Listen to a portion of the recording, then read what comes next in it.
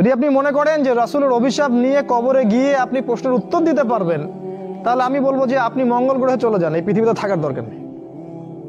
এত বোকা লোকের পৃথিবীতে থাকার দরকার নাই। 4 শ্রেণীর মানুষকে আমি মুহাম্মদ অভিশাপ দিয়ে গেলাম সাল্লাল্লাহু আলাইহি ওয়াসাল্লাম। 1 শ্রেণী যে নিজে সুদ খায়, 2য় শ্রেণী যে খায় না কিন্তু সুদ মানুষকে দেয়, 3য় শ্রেণী যে খায়ও না কিন্তু দেয়ও না, সাক্ষী থাকে, সাক্ষী আছে আমি। 4 নাম্বার খায়ও না, দেয়ও না, সাক্ষীও থাকে না, লিখে রাখে, কাতেব। এই 4 শ্রেণীর মানুষকে নবী সাল্লাল্লাহু আলাইহি ওয়াসাল্লাম সমানভাবে অভিশপ্ত করেছেন।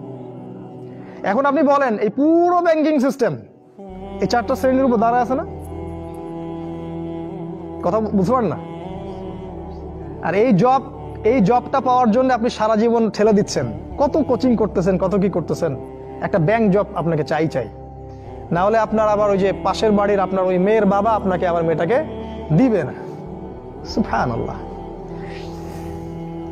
অর্থনীতি আমাদের হাতে নাই, রাজনীতির যে মূল ভিত্তি সেটা আমাদের হাতে নাই। আমাদের ভিত্তি ছিল খেলাফত, ইসলামী খেলাফা, সেই যে উঠে গেল, আর কেউ এটাকে এস্টাবলিশ করার জন্য চেষ্টা করছি না।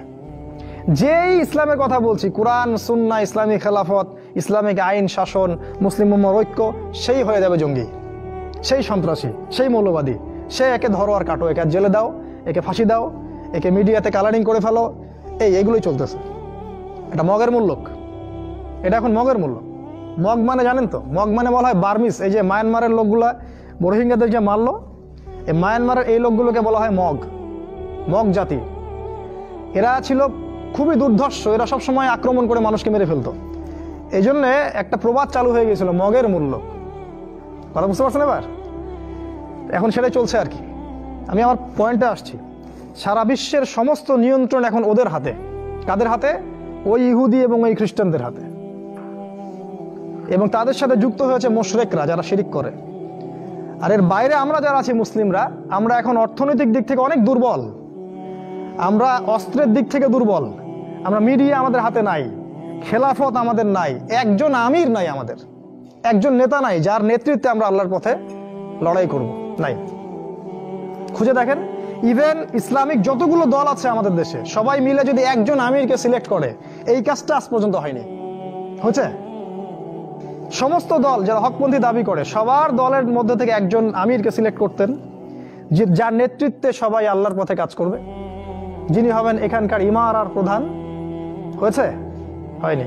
আমাদের ইমারত নাই, এতিম অবস্থায় আছেন। বরং একে অপরের সাথে কাদা ছোড়াছড়ি, মারামারি, এর কাটাকাটি, গীবত আর তহমত, এগুলোই চলছে। ওদের হাতে সবকিছু এখন।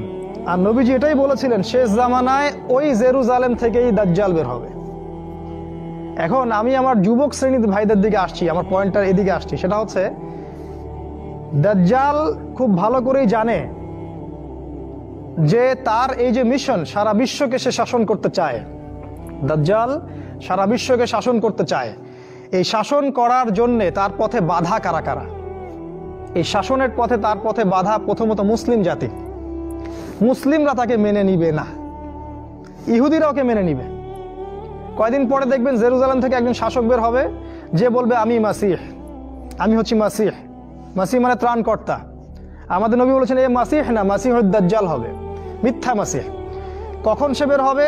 যখন ইসরায়েল এই পৃথিবীর রুলিং স্টেট হবে, মানে বিশ্বের প্রতিটা দেশ তার কথায় উঠবে, তার কথায় বসবে।